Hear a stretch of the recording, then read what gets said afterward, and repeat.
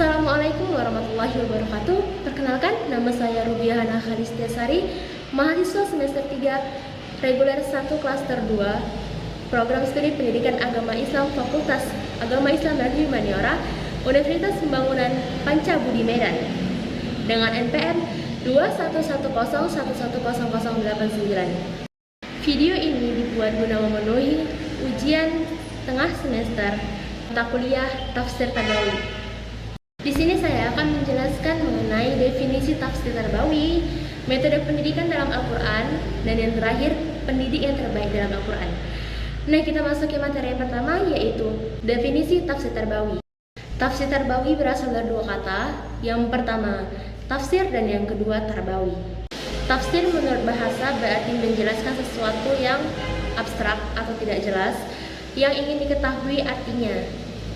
Sedangkan menurut istilah yaitu ilmu untuk memahami kandungan dari kitabullah Al-Quran Al-Karim yang diturunkan kepada Nabi Muhammad yang saat ini menjadi pedoman buat kita semua. Juga untuk mengeluarkan makna dan juga mengeluarkan hukum dan hikmahnya. Selanjutnya kita masuki yaitu tarbawi. Nah, tarbawi itu berasal dari bahasa Arab yang berbunyi robba yuwabbi, yang diartikan menjadikannya berkembang dan berdidik. Sedangkan menurut istilah, tarbawi sendiri berarti pendidikan yang mengandung pemeliharaan, pengasuhan, dan bimbingan. Tafsir tarbawi adalah metode memahami Al-Quran yang dilihat atau didekati dari sisi pendidikan dengan memperhatikan gaya dalam memberikan analisisnya. Selanjutnya kita akan membahas tentang metode pendidikan dalam Al-Quran. Nah, ini banyak banget metode pendidikan dalam Al-Quran. Saya di sini ngambil metode ceramah, metode diskusi, dan yang terakhir metode tarhib. Metode tarhib saya mengambil 3, yaitu yang pertama ilmu, yang kedua metode tabligh, dan yang ketiga ada metode al-hikmah. Kita masuki metode yang pertama, yaitu metode cerita atau metode ceramah. Dalam metode ceramah ini, itu sang pendidik memberikan penjelasan penjelasan yang konkret, penjelasan yang sesuai, penjelasan yang baik kepada peserta didik guna untuk menyelesaikan suatu masalah. Dalil mengenai metode cerita ini ada pada surah Al-Kahfi ayat 66 sampai 67. Dari ayat tersebut telah jelas bahwa mendidik anak harus menggunakan metode cerita. Ketika selesai menceritakan, sang pendidik memberikan hikmah atau pelajaran yang dapat diambil dari cerita-cerita tersebut. Kita masukin metode yang kedua, yaitu metode diskusi. Metode diskusi ini adalah metode yang digunakan para pendidik untuk membuka pikiran para peserta didik. Metode diskusi ini dilakukan lebih dari satu orang, bisa 2, 3, 4, 5, atau berapapun kelompoknya itu, guna memecahkan suatu masalah. Nah, dari diskusi inilah masalah-masalah bisa terselesaikan karena banyaknya tukar pikiran yang dilakukan oleh sang peserta didik. Bisa jadi si peserta didik tadi berdiskusi juga kepada pendidiknya, kepada murabi, ustazah, guru, bapak, ibu dosennya. Melalui metode diskusi ini, seseorang dapat termotivasi untuk berani memberikan argumennya, memberikan pendapatnya, agar terkumpullah pendapat-pendapat untuk memecahkan suatu masalah.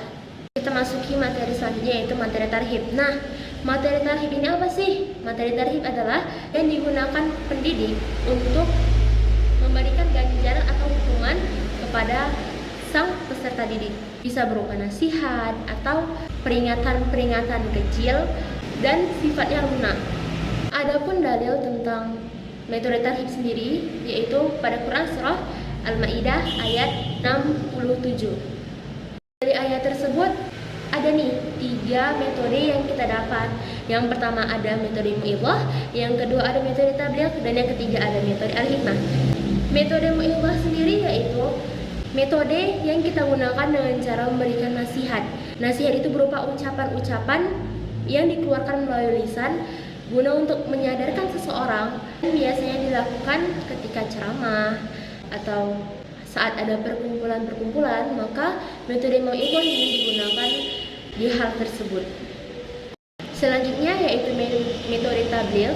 Metode tabligh adalah metode menyampaikan sesuatu atas dasar maksud dan tujuan yang jelas yang memiliki hikmah. Metode al-hikmah adalah suatu pembelajaran yang diambil dari suatu kisah, cerita, atau kejadian. Baik, kita masuki materi selanjutnya, yaitu pendidik yang terbaik dalam Al-Quran. Nah, pendidik terbaik dalam Al-Quran ini siapa sih? Saya menyimpulkan ada dua pendidik terbaik dalam Al-Quran. Yang pertama yaitu Allah Subhanahu wa Ta'ala, dan yang kedua yaitu Nabi Muhammad SAW. Pendidik terbaik yang pertama yaitu Allah Subhanahu wa Ta'ala. Allah yang mengajarkan kita untuk melakukan semua hal di dunia ini. Allah Tuhan semesta alam. Allah Maha Pemberi segalanya. Allah yang memberikan rizki, Allah memberikan ilmu, Allah memberikan akal, pikiran, nafsu, semua Allah yang berikan. Nah, pendidikan yang Allah berikan ke kita itu Allah turunkan melalui perantara malaikat Jibril kepada Nabi Muhammad SAW. Seperti yang terdapat dalam Quran Surah Al-Alaq ayat 1 yang berbunyi, "Iqra", bacalah. Maka dari situ Allah memberikan pendidikan kepada Nabi Muhammad melalui perantara malaikat Jibril, dan masih banyak pendidikan yang Allah beri ke kita sebagai manusia sampai kita hidup saat ini. Nah, pendidik yang terbaik dua yaitu Nabi Muhammad SAW. Kenapa beliau? Karena Nabi Muhammad merupakan nabi terakhir, nabi yang menerima wahyu sebaik-baiknya wahyu, yaitu Al-Quranul Karim, yang saat ini menjadi tuntunan kita baik di dunia dan di akhirat. Nabi Muhammad pula yang memiliki uswatun hasanah, akhlakul karimah, sifat-sifat yang sangat mulia, yang sangat sempurna, sehingga menjadi contoh, menjadi panutan bagi semua para tim pendidik di dunia. Nabi Muhammad mengajari semua kebaikan dan tidak ada satupun mengajari pada suatu hal keburukan. Maka dari itu, pendidik yang terbaik adalah Allah dan Nabi Muhammad. Tidak ada banding selain Allah dan Nabi Muhammad. Baiklah, materi saya sudah selesai saya sampaikan. Mohon maaf atas segala kekurangan, mohon maaf atas segala kekhilafan. Semoga ilmu yang saya sampaikan ini menjadi manfaat bagi kita semua. Atas perhatiannya saya ucapkan terima kasih. Wabillahi taufiq wal hidayah, wa ridwan inayah. Wassalamualaikum warahmatullahi wabarakatuh.